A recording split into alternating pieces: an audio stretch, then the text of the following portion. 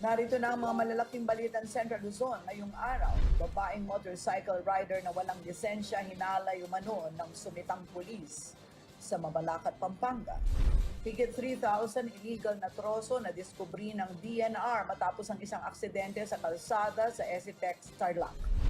Banta ng landslide sa San Juan Banyo sa Arayat, pinaghahandaan ng lokal na pamahalaan at ilang politiko sa Central Luzon nagpahayag ng suporta sa mga kaalyado at di kapartidong national candidates.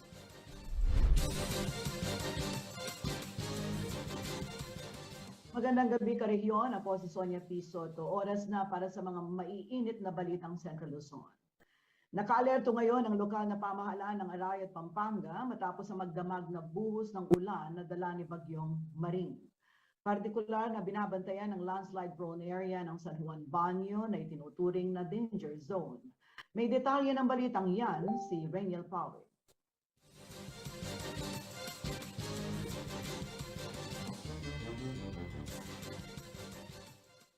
Nagdulot ng malakas na pag-ulan at hangin ang Bagyong Maring sa lalawigan ng Pampanga. Sa San Juan Banyo sa bayan ng Arayat, naka-alerto na ang mga kinauukulan sa oras na magtuloy-tuloy ang masungit na panahon.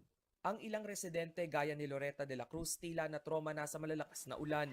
September 2009, kasagsagan ng Bagyong Ondoy nang gumuho ang putik at naglalakihang bato mula sa itaas ng bundok patungo sa mga bahay.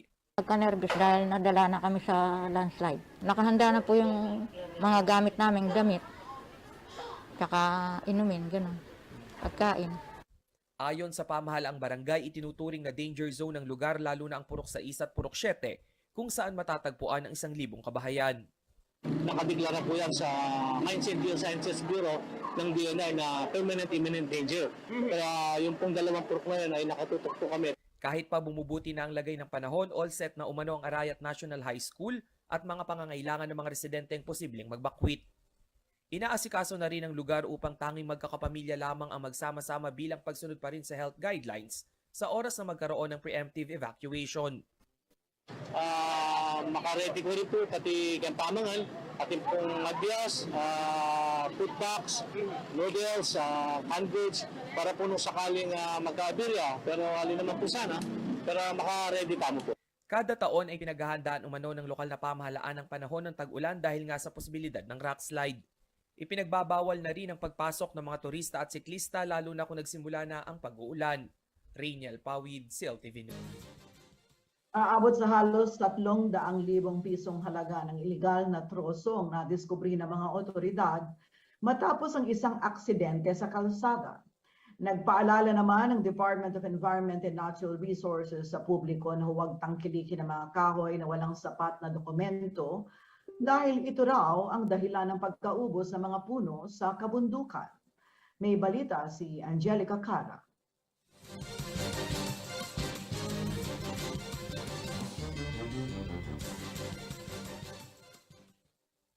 Nakumpiska ng Department of Environment and Natural Resources o DENR at ng kapulisan ang higit 3,000 board feet ng premium Nara flitches sa kahabaan ng Subic-Clark-Tarlac Expressway o Esitex sa Tarlac. Nagkakahalaga ng 290,000 pesos ang mga troso na iligal umanong nakuha sa mga kabundukan. Ayon kay DENR Senro Capas Monitoring and Enforcement Chief Alfredo Nepasena, nakatanggap sila ng impormasyon tungkol sa aksidente, sangkot ng isang truck na naglalaman ng Nara flitches sa pagitan ng Concepcion at Luisita toll gates sa Barangay Tinang, Bayan ng Concepcion. Abandonado na ang truck na matagpuan ng mga otoridad at nagkalat ng mga Nara flitches at bungkos ng mga saging sa expressway na nagdulot ng kasikipan sa daloy ng trapiko. Tinukoy ni Nepasena na ang mga nakumpiskang produkto ay iligal dahil sa kawalan ng mga wastong dokumento. Samantalang ayon sa mga residente, sinundo umano ng isang hindi kilalang tao sakay ng SUV ang mga driver na hinihinalang nakasunod sa tumagilid na truck. Sa ngayon, nasa kamay na ng Senro Capas sa mga nakumpiskang iligal na troso na sasailalim sa investigasyon upang matukoy kung sino ang dapat managot sa paglabag ng Presidential Decree No. 705 o Forestry Reform Code of the Philippines. Samantala, nanganganib ng maubos ang mga puno ng Nara, kaya't ipinagbabawal na ang pagpuputol at pagbebenta ng mga ito, kung walang pahintulot mula sa ahensya ng DENR. Batay yan sa Administrative Order 2007-01. Angelica Cara, CLTV News. Sa pagbabalik ng CLTV News, babaeng motorcycle rider na walang lisensya, hinalay umano ng sumitang pulis Mabalacat. At 6.8 milyong halaga ng hinihinalang shabu na samsam sa Angeles City. Manatiling nakatutok para sa iba pang mga nangungunang balita ngayong araw.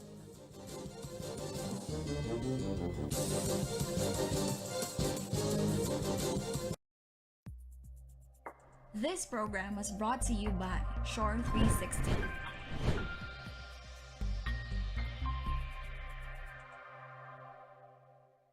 Sa haba po ng traffic sa EDSA, pabayaan ko po na umihi. Madalas po nakakaranas ako ng pananakit ng aking bewang. Ang findings po sa akin, nagkaroon po ako ng kidney stone. Dahil sa kidney care, ang problema ko sa kidney ko, solved na. Kayang-kaya ng kidney care. Ang kidney care, hindi gamot, hindi dapat gamitin panggamot sa anumang uri ng sakit.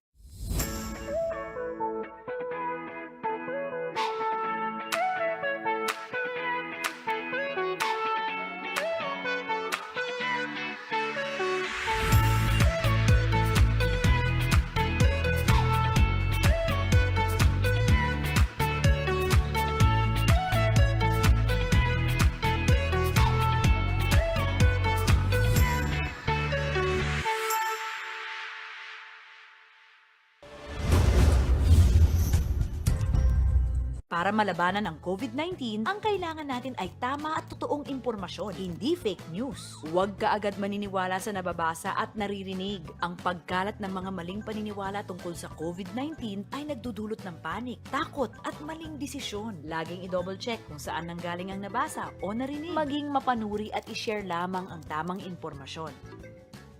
Sa wastong pag-iingat, ang virus hindi kakalat. COVID-19, kayang-kaya nating tapusin.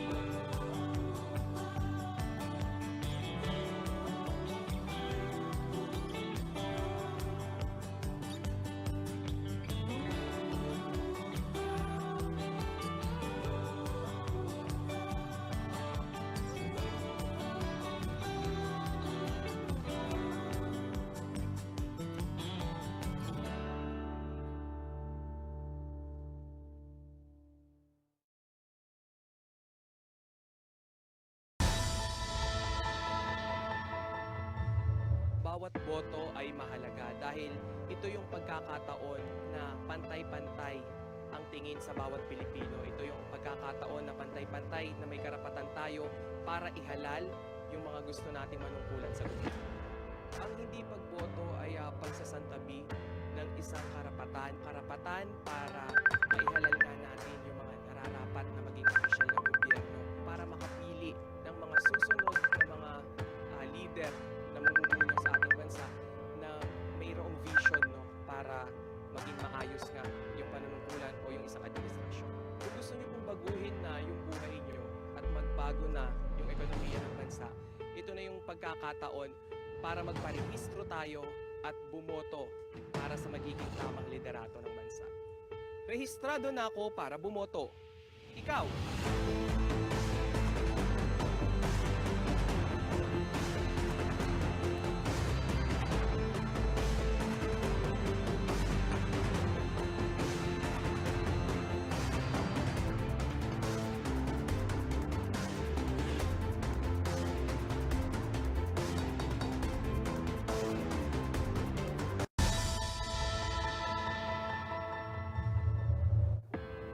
Para sa mga taong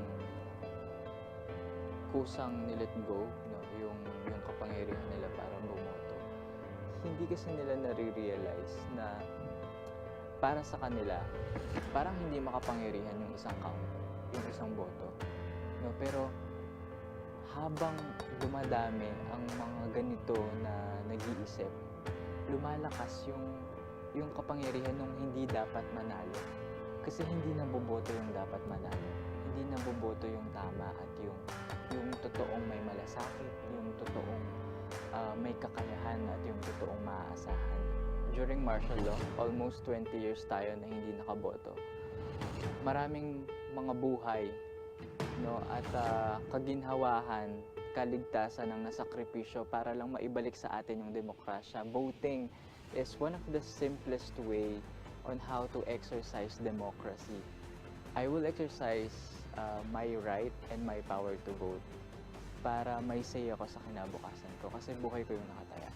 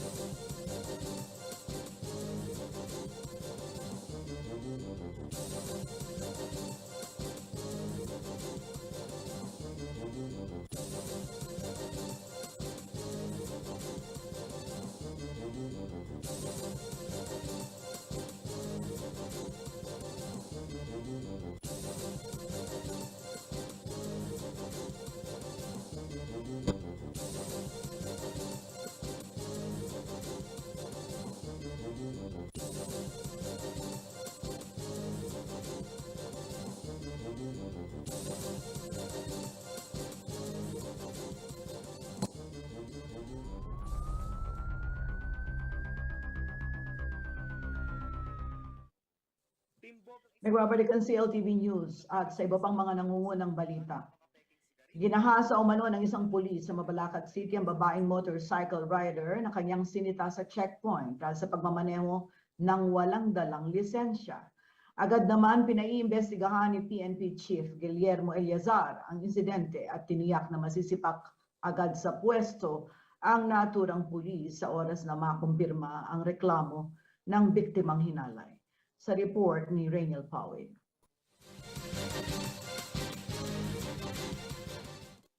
Sinampahan ng reklamong panghahalay ng isang 26-year-old na babae ang isang pulis sa Mabalacat City, Pampanga. Ang sospek na unang hinarang ang biktima dahil sa pagmamaneho ng motorsiklo nang walang driver's license. Kinilala ang sospek na si Police Staff Sergeant Robin Mangaga na nakaposte raw sa isang checkpoint sa Mabalacat City noong October 8. Kwento ng biktima na itinago sa pangalang Olivia, patungo siya sa trabaho dakong alas 3 ng madaling araw nang sitahin siya ng pulis sa checkpoint. Hiningan umano ni Mangaga ng lisensya si Olivia subalit walang naipakita ang biktima. Hindi raw siya tinikita ni Mangaga pero i-impound nito ang kanyang motorsiklo. Patuloy raw na nakiusap si Olivia at nagmakaawa. Dito na umano naging bastos si Mangaga. Pumasok raw ang pulis sa sasakyan at sinabihan siyang sumunod kung gusto pa rin niyang makiusap. Dinala raw ni Mangaga si Olivia sa motel at doon na nga nangyari ang panggagahasa. Matapos ang insidente, dito na ibinalik ng pulis ang kanyang motorsiklo. Nagsampa ng kasong rape si Olivia sa korte laban kay Mangaga. Ayon sa opisyal na pahayag ni PNP Chief Guillermo Eleazar, Bibigyan nila ng proteksyon ng biktima at mga kapamilya nito habang gumugulong ang kaso. Tiniyak rin ni Eleazar na masisibak sa pwesto ang pulis sa oras na mapatunayan ang mga akusasyon laban dito. Napag-alaman naman na sumuko na sa kanyang mga kabaro ang inirereklamong pulis pero tumanggi siyang magbigay ng pahayag. Samantala, mariing kinokondena ng women's group na Kaisaka ang naturang insidente.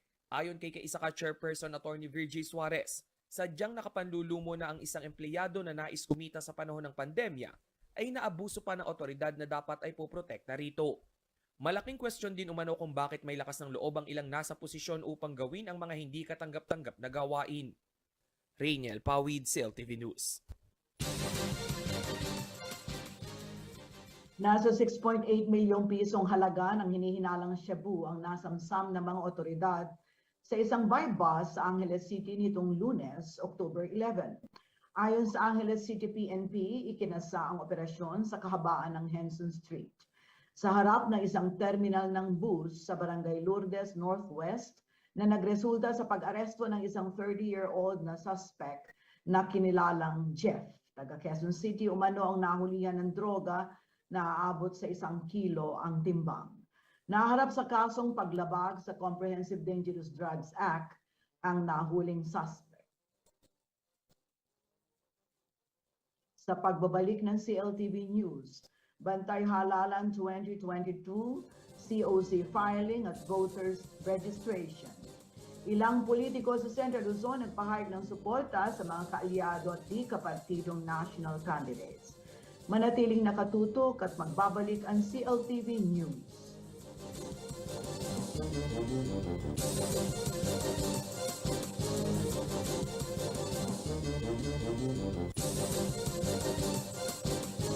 Ako po ang inyong lingkod, si Manong Willie Dar, mula sa Kagawaran ng Agrikultura. Akin po kayong inaanyayahan na tumutok sa Agri-Balita, Central Luzon, dito sa CLTV 36 upang maging updated sa mga balitang magsasaka at mangingisda. Tuwing Lunes naman, sa ganap na alas 10 ng umaga hanggat alas 12 ng tanghali ay mapapakinggan ang ani at kita sa agrikultura sa RW 95.1 FM kung saan ay ating ibinabahagi ang mga bagong kaalaman sa agrikultura.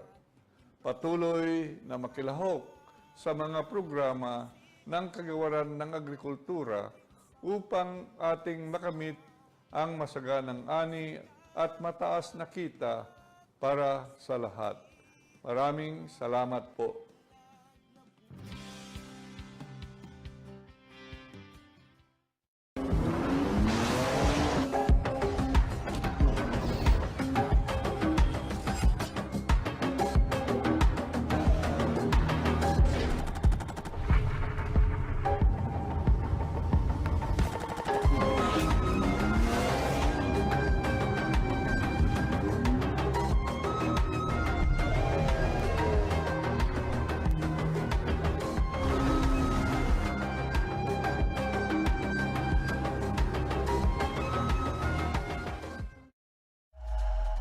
Our superheroes don't wear capes.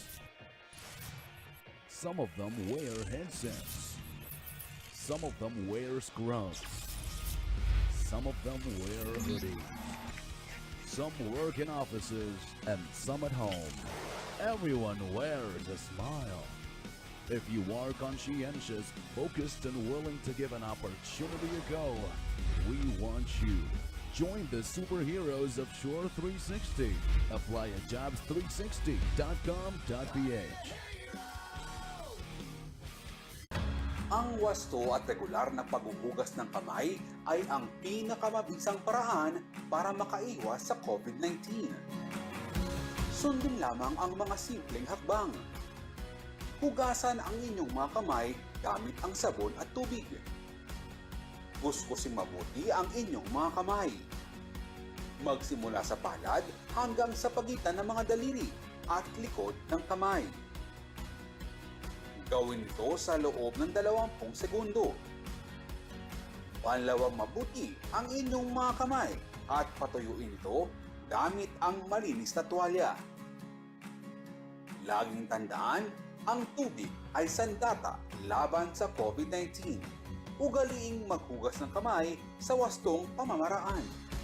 Ang paalalang ito ay hatid sa inyo ng Prime Water.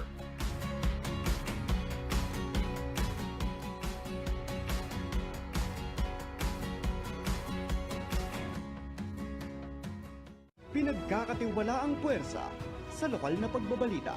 Kabalikat sa serbisyo publiko, kakampi ng mamamayan ng Central Luzon. Ito ang CLTV News and Current Affairs.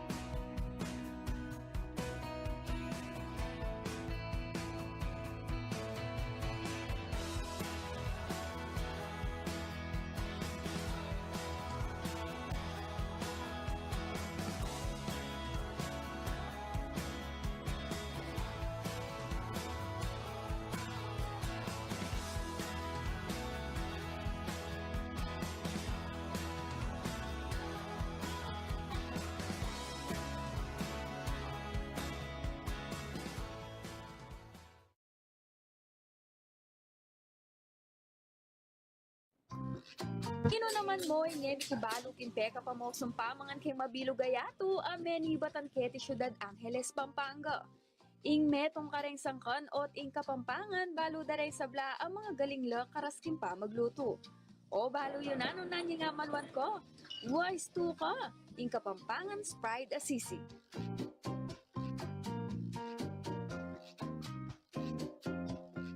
Pang banwang 1732 ag pangkyan diksyonaryo ng Kastilang Fraile Berganyo kay mita de paaman ning sisigay burin ang sabyan is to snack on something sour. Anya namang bayo la pamewu sureng liwaliwang versions na nini ing metong kareng sinikat ing sizzling sisig ning Angeles. Ore ni resang kap bang kanita makapagluto ka namang sizzling sisig, mantekilya, kalamundi, asin, vetchin, larang inanis, dildak kapaminta, ning nangate na ning manok, sibuyas, ampo pang ning nangaligang babi. Tataran na yung babi sa kami gogo kayabe na ning nangate na ning manok. Bulos mo yung dakala sibuyas, kay bat pulisan may mantikilya ingke kang sizzling plate. Tsaka may bulos yung sisig. May kakaliwan ni kalamunding ang pong laran O daramdaman mo na yung sasarit sa ting luluto mo. Oy tana, tinakang sisig na ning Angeles. Birna mo, sold na ka.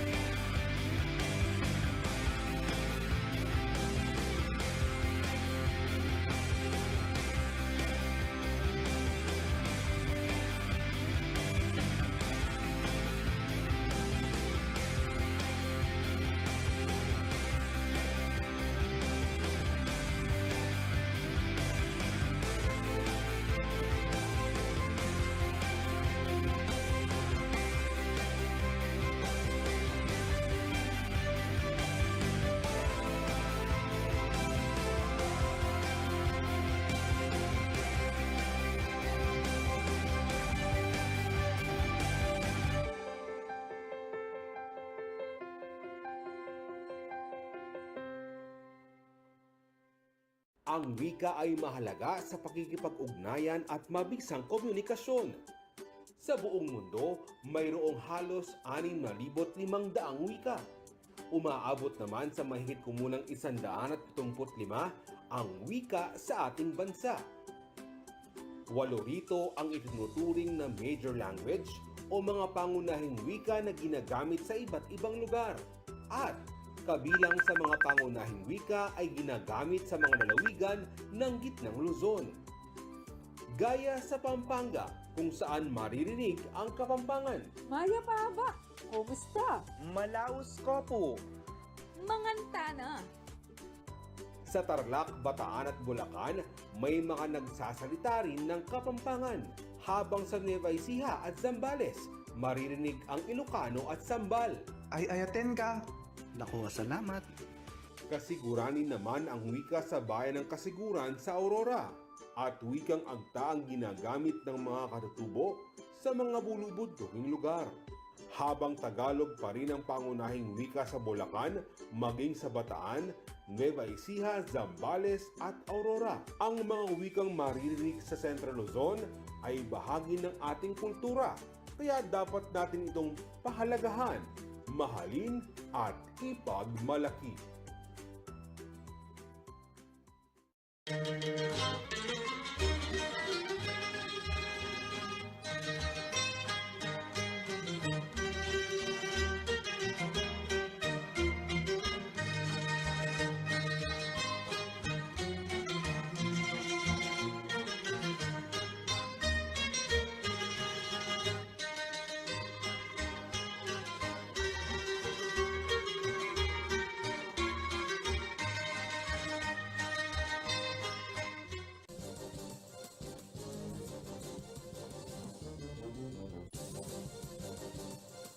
Nagbabalik ang CLTV News at sa iba pang mga nangungunang balita. Matapos ang isang linggong filing ng Certificate of Candidacy para sa mga kakandidato sa iba't ibang local and national elective positions sa gobyerno, muling nagbukas ang voters registration sa COMELEC. Pero ang trabaho ng komisyon kaugnay ng pagsala ng mga kandidato hindi pa rin naman nahihinto dahil patuloy ang kanilang pagbusisi sa mga isinumiting COC. Para kumustahin ang naging kondukta ng nagdaang COC filing at ang mga susunod na hakbangin ng COMELEC para matiyak ang isang ligtas at payapang halalan, makakasama natin ngayon sa CLTV News Live sa Bantay Halalan segment si Attorney Elmo Duque, ang Assistant Regional Director at tagapagsalita ng COMELEC dito po sa Central Luzon. Magandang gabi, Attorney Elmo. Welcome to the program. Magandang gabi, Ma'am Sonia at ang mga masugid mong taga-subaybay sa programang ito. Isang maganda at mapagpalang gabi sa ating lahat. Ang Komisyon ng Eleksyon ay lubos na nagagalak at nagpapasalamat sa opportunity na inyong pinagkaloob sa aming himpilan para makapag-ugnayan tayo tungkol sa mga kaganapan sa paghahanda sa napipintong halalan natin ng Mayo 9, 2022. At isa na rin pagbati sa ating mga kasama sa COMELEC sa Region 3 ng magandang gabi. Okay, Attorney Elmo, alam mo naman, meron tayong partnership, ano? At gusto naming malaman, palagay ko, so many people, yung ating mga tagapanood, tagapakinig, are interested to find out kung kinokompirma nyo na maraming mga insidente ng violation ng safety and health protocols sa iba't ibang COMELEC designated areas. ARD, sa Central Luzon ba, gaano kalaki ang problemang ito nung nakaraang October 1 to 8? Maraming salamat, Ma'am Sonia, sa issue na yan. Kanina lamang, in-anticipate ko na itong issue na ito, kaya tayo ay nagtanong sa ating mga butihing provincial election supervisors na kung saan mayroong tayong isang lalawigan na isang nag-file ng kanyang certificate of candidacy ay positive siya. Kaya hinabol siya ng mga pulis, pero nung hawakan siya, bigla siyang umubo, natakot na rin yung mga pulis, hinayaan na nila. So mukhang may positive sa ating sa isang opisina natin ng Provincial Election Supervisor na kung saan asymptomatic daw yung isang tauhan natin. Kaya mamanmanan pa natin ito, Pero ang ating isinisiwalat lamang na may mga talagang sadyayat ang gustong magkalat ng lagim o gustong mayroong yung buo na loob na lumabag sa ating batas na ganun pa man ang pakikiusap natin, ganun pa man na surrounded tayo ng mga law enforcers. Talagang mayroon pa rin paglabag. Okay. ARD, nakakalungkot yun. I'm sure nawiwindang kayo pag naririnig niyo yung mga ganyan, mga balita, mga report ng netizens, at saka yung mga report, syempre, sa mga news programs sa iba't ibang mga himpilan, hindi lamang sa Central Luzon, kundi sa buong Pilipinas. I wonder, bakit kaya hindi nasunod sa maraming pagkakataon ang COMELEC guidelines na inisyu nyo two assistants lang for every candidate sa loob ng COMELEC designated area? Kasi marami ako nakita, hindi lamang sa social media, kundi nasaksihan ng mismong mga reporters namin yung pagsisiksikan ng mga kandidato at ng kanilang mga assistants na more than 2 sa mga COMELEC designated areas noong October 1 to 8. ARD. Magandang katanungan yan at issue yan, ma'am, no?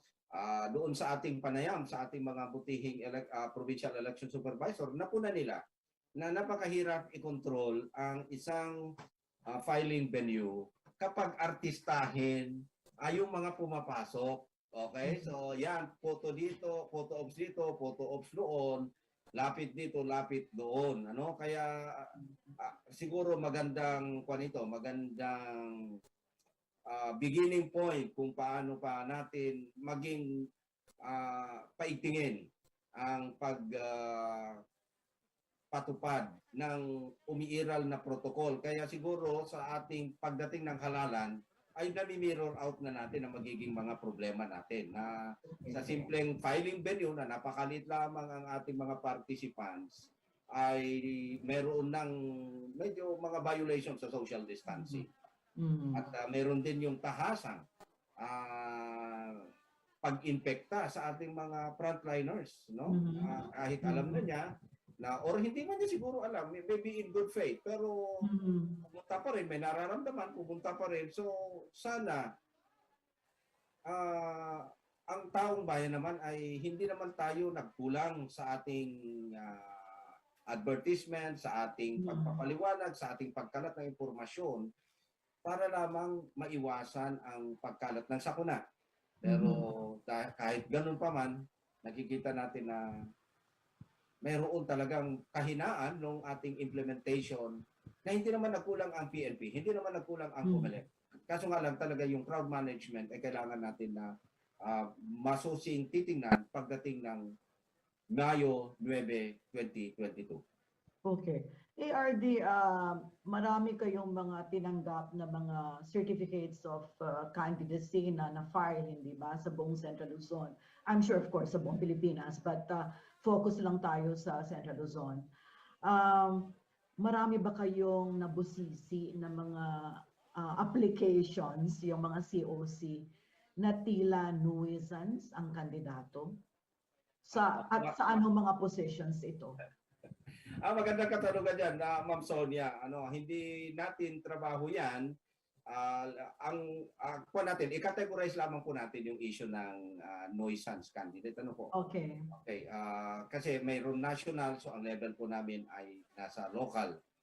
Dahil nasa local po tayo, yung pong pagbusisi, pag-aaral kung sino ang tinatawag natin na pwedeng petisyon na nuisance candidate ay sinasaklaw ng RA 6646 na kung saan ang pwedeng mag-file ay ang registered candidate or official candidate sa parehong pwesto. Okay, so kailangan mayroong verified petition na ifa-file 5 days after the last day of filing of candidacy. Dapat mag-file ang interested na kandidato sa parehong posisyon na naapektuhan. Okay. Yan. So, proseso yan.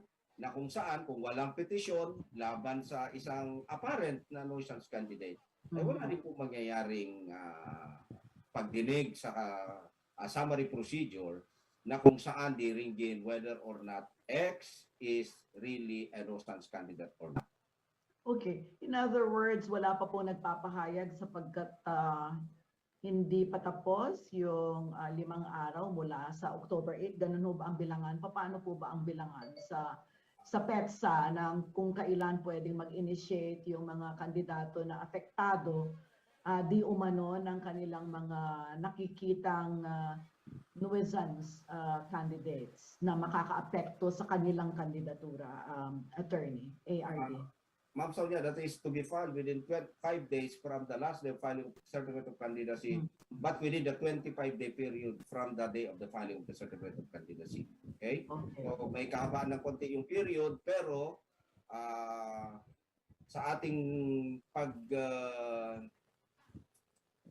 tanong sa ating mga provincial election supervisors, may mga agaran humingi na ng mga certificate of candidacy ng mga certain candidates for the purpose na magpa-file sila ng legal na aksyon na nauukol sa kandidatura ng isang kandidato.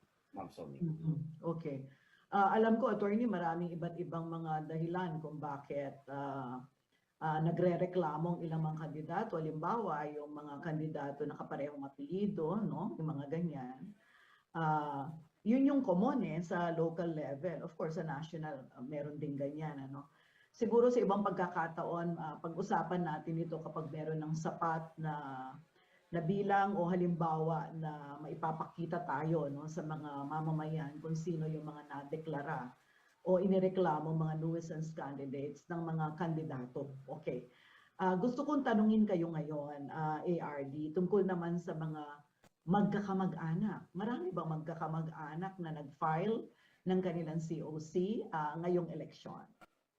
Sa ating kaalaman, ma'am, meron lang tayong point of interest na kung saan nakikita natin yung mga magkakamag-anak sa ibang usapin, dynastiya kung tawagin, pero minsan sila na rin mismo yung nagkakalaban. At nakikita natin ang Nueva Ecija, mayroon tayong mga factors na pumapasok ng Biolago versus Biolago sa lungsod ng San Jose City. Meron din tayong tumatakbo na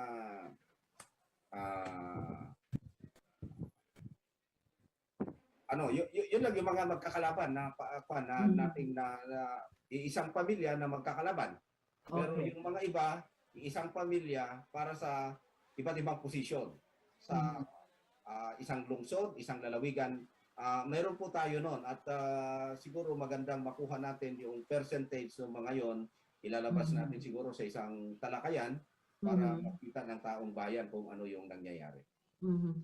Attorney, sa ARD, sa saligang batas po natin, merong provision na nagsasabi na ipinagbabawal ang political dynasty. Pero wala pa pong batas na nagbibigay ng definition kung political dynasty. Kung kaya't sa kasalukuyan, kayo po sa COMELEC, wala rin kayong pagbabatayan. Kung papaano ito ipatutupad yung anti-dynasty provisions sa saligang batas. Attorney? ARD. Kayo, Ma'am Sonia, dahil hindi po self-executing provision ng Constitution ito, kailangan natin ng IRR o independent na batas para magkaroon tayo ng parameters kung saan isasaad doon kung saan nga ba pupwede ang dynasty, concept ng dynasty, para ang isang kandidato ay hindi na nating tanggapin kung allowed tayo na hindi tatanggap sa kanyang COC, or pwede siyang kakasuhan ng either cancellation of certificate of candidacy or disqualification. Depende na yan sa laro ng abogado sa kanyang paningin, Ma'am Son. Okay. Attorney, ang alam ko, matapos kayong naging abala dun sa October 1 to 8 filing of candidacy, nagbalik, o ibinalik yung registration period. Kumusta po? ang takbo ng registration ng mga botante.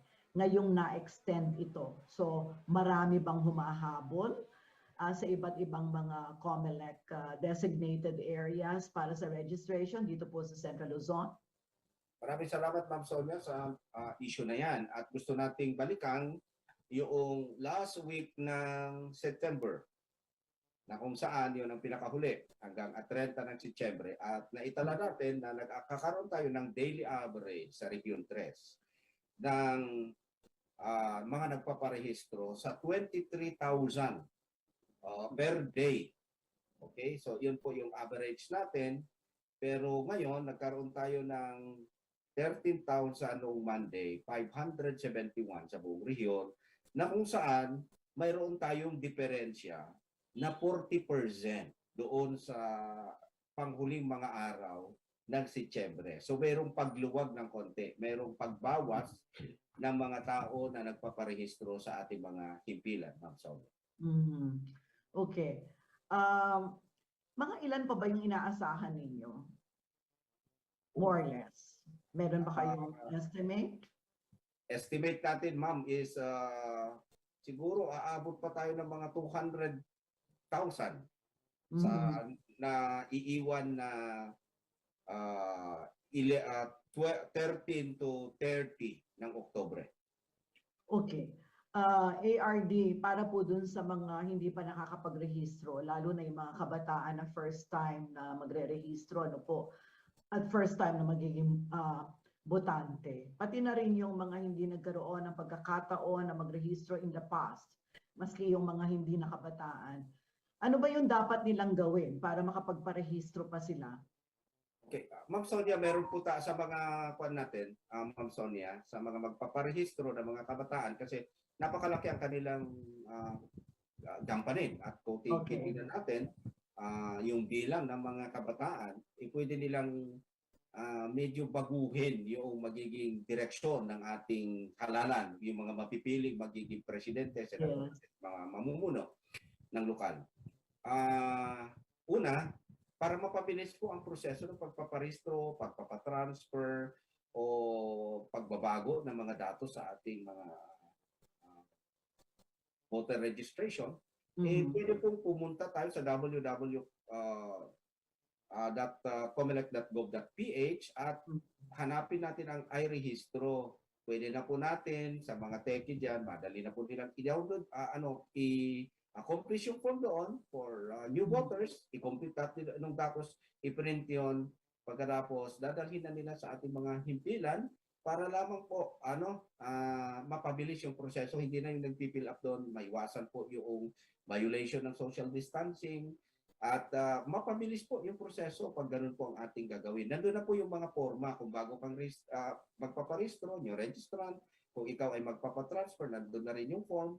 Kung ikaw ay magbabago ng mga datos, change name, status, at kung ikaw ay magpapara-activate, meron na po yung kaukulang form doon. So, i-click lamang po yun, i-complete yung forma na yun, i-print pagkatapos, at mag-appear po tayo personally sa ating mga Office of the Election Officer kung saan tayo nakatira.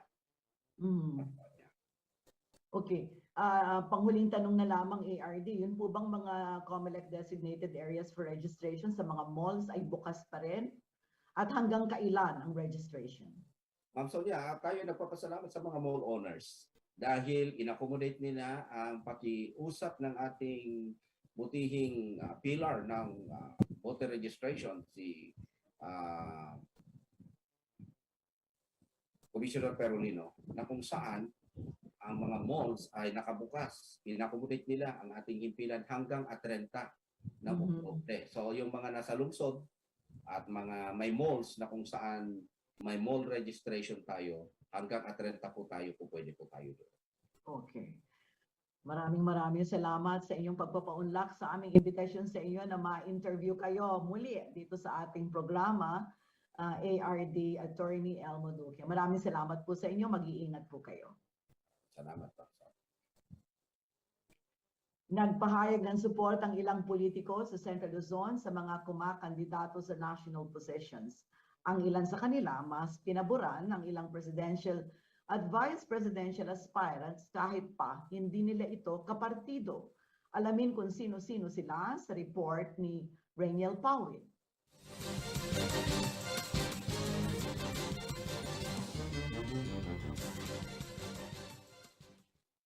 Sabi nga nila walang permanente sa politika.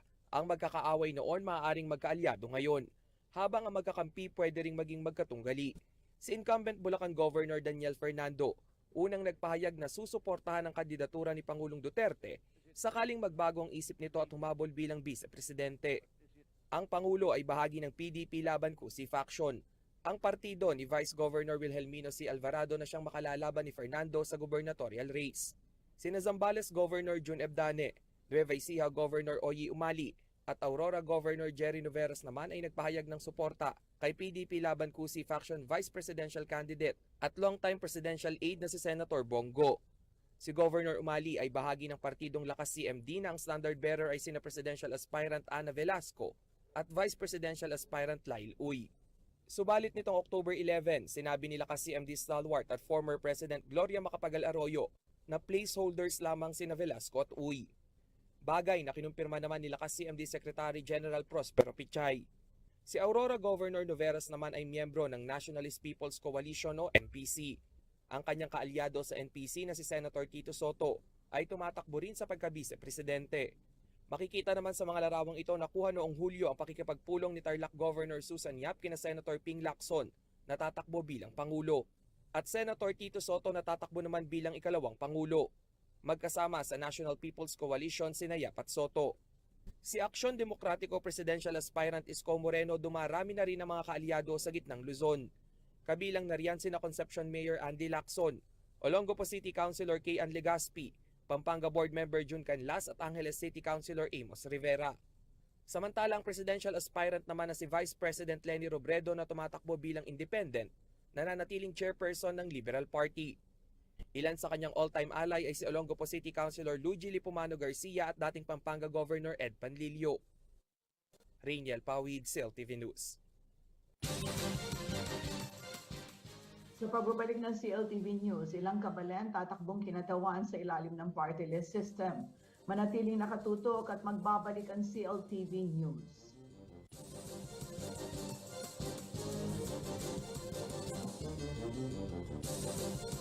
Reliable auto service brought closer to you at the Clark Freeport Zone.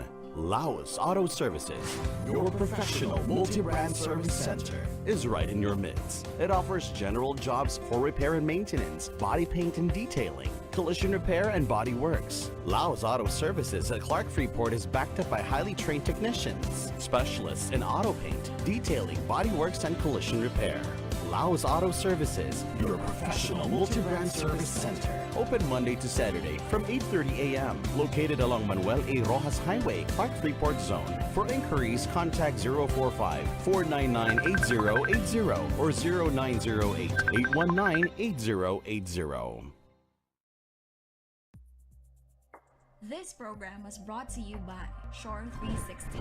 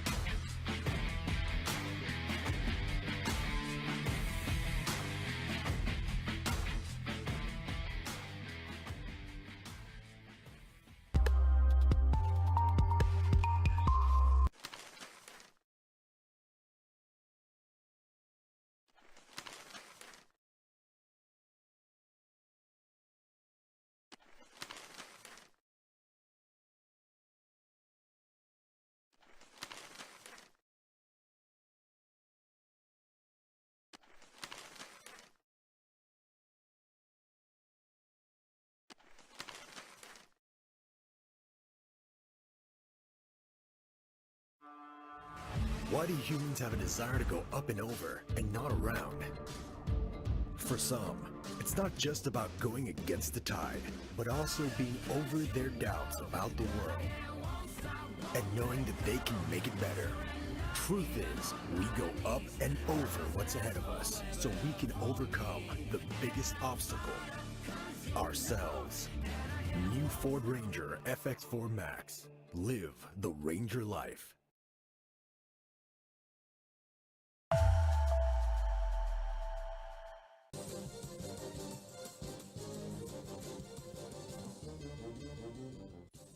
Nagbabalik ang CLTV News at sa iba pang mga nangungunang balita. Bukod sa mga kandidato para kinatawan ng 4 na distrito ng Pampanga, ilang kabalan rin ang susubok maupo sa Kongreso bilang representante ng kanilang party list. Kilalanin natin ang dalawa sa kanila sa ulat ni Rainiel Pawit.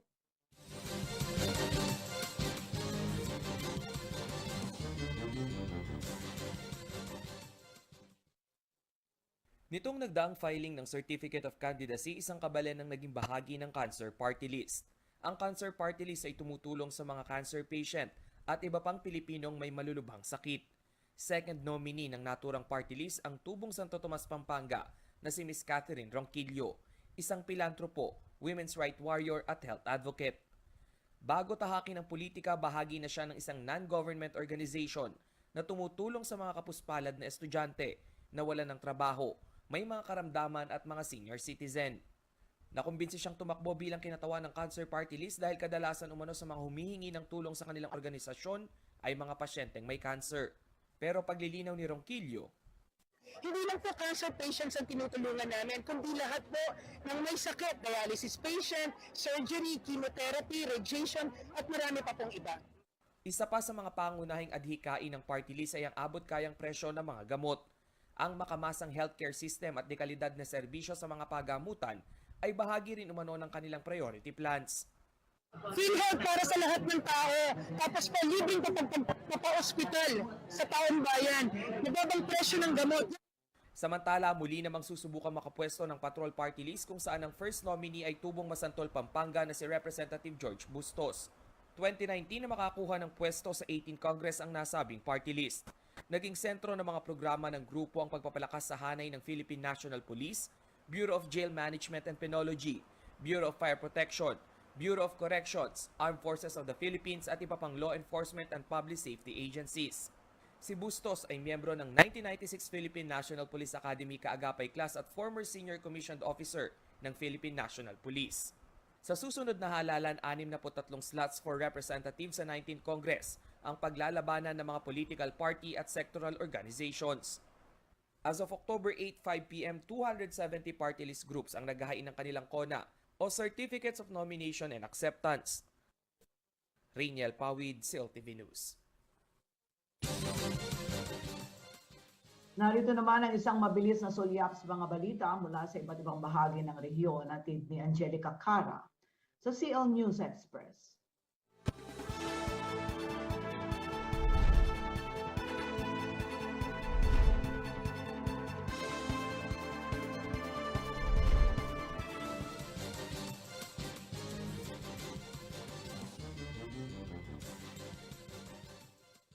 Higit 3,000 manggagawa na sa mga hotel sa Clark, Angeles City, Tarlac, Subic Freeport at Olongapo City ang nakatanggap ng bakuna kontra COVID-19.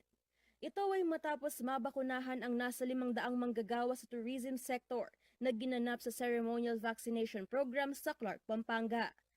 Ayon kay Tourism Secretary Bernadette Romula Puyat, hakbang ito sa muling pagbubukas ng turismo sa Central Luzon.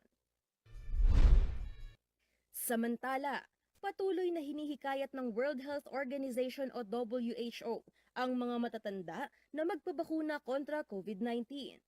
Bukod dito, kinilala rin ng WHO ang vaccination rollout ng Bulacan.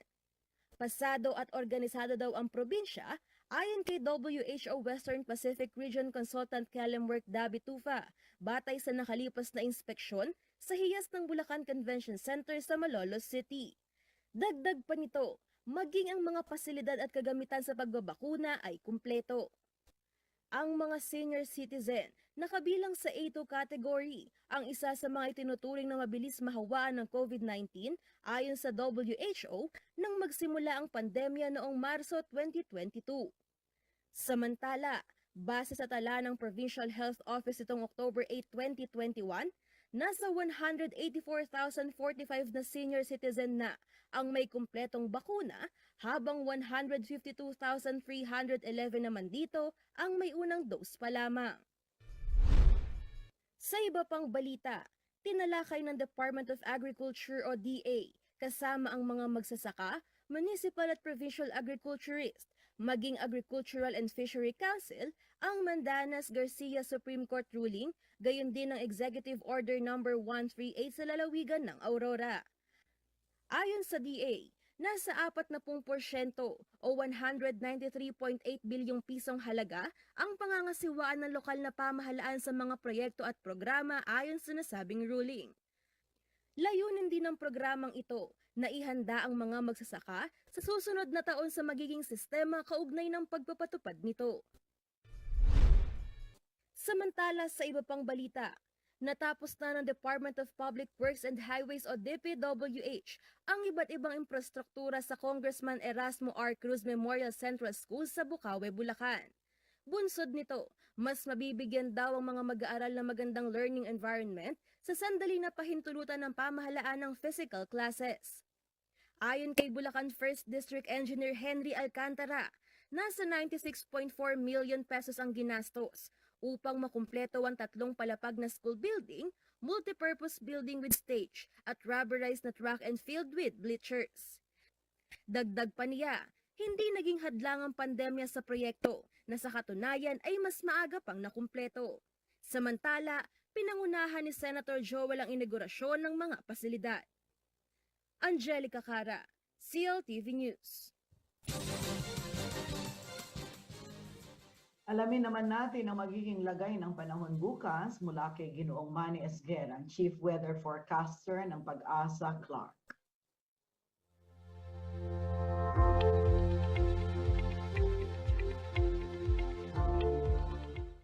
Okay, magandang gabi po. Si Severe Tropical Storm Maring po ay inaasahan na pong lalabas kaninang hapon. At ito po ay nasa Mataanga kaninang alas 8 ng umaga. Sa layo na lamang po na 230 kilometers dyan sa may kanluran ng Kalayan, Cagayan. At ito po ay medyo lumakas. Nag-intensify po siya ng kaunti. Nagtataglay na po ng lakas ng hangin na umaabot ng 100 kilometers per hour malapit sa gitna at pagbugso na umaabot ng 125 kilometers per hour. Ito po ay mabilis namang kumikilos pakanluran sa 25 kilometers per hour. So kaya nga po inaasahan na ngayong araw na ito ay lalabas na itong si Maring ng ating PAR. Samantala po ay nakataas pa rin po ang babala ng bagyo bilang 2 dyan po sa lugar ng Batanes, Cagayan, kasama na po ang Babuyan Islands, ang northern portion ng Isabela, kasama rin po ang Apayao, Kalinga, Mountain Province, Cabra, Ilocos Norte at Ilocos Sur. Ang babala naman po ng bagyo bilang isa ay nakataya taas po dyan sa may natitirang bahagi ng Isabela, Nueva Vizcaya, Quirino, Ifugao, Benguet, La Union, Pangasinan, Aurora, Nueva Ecija, Tarlac, Zambales, Pampanga, Bulacan, ang northern portion ng Bataan, ang northern portion ng Quezon, kasama na po ang Pulillo Islands. Ang mga lugar pong nabanggit ay magkakaroon po ng masungit na panahon dahil po dito sa bagyong si Maring. Samantala po, ang Central Luzon po, kasama na po ang Pampanga in particular, ay ang naritirang bahagi ng Cagayan Valley, Ifugao, Benguet, La Union, Pangasinan at ang northern portion ng Quezon at ang Pulillo Islands ay magkakaroon po ng mga pag-ulan na may mga kasama po mga pagbugso ng hangin, dulot nga po nitong bagyong si Maring. Samantala po ang Metro Manila at nalalabing bahagi ng bansa, kasama na po ang Visayas, Zamboanga Peninsula at BIRNM ay maula po ang papawiri na may inaasahan din pong kalat-kalat ng mga pag-ulan, pagkulog dulot po ng mga local ng southwest monsoon. Hinila po kasi ni Maring o ni Bagyong Maring itong habagat, kaya po yung mga nagpapaulan sa ibang parte ng ating bansa. Yes po, magandang gabi po. At yan ang mga balitang nakalap ng CLTV News. Para sa karagdagang detalye, maaari niyong i-follow ang aming social media pages na makikita niyo sa inyong mga screens. Kung nais niyong balikan ang mga programa ng CLTV, pwede niyong bisitahin ang aming YouTube channel at CLTV36 Official at ang aming website sa www.cltv36.tv. Mapapanood din ang mga programa ng CLTV nationwide via Signal Channel 115 at sa ating 39 cable partners sa buong Central Luzon. Kasama si Justin Dizon na sa ngayon ay nasa likod ng camera at ang buong puwersa ng CLTV News and Current Affairs. Ako po si Sonia P. Soto. Maraming salamat. Stay safe mga karehiyon. 74 days na lamang at Pasko na.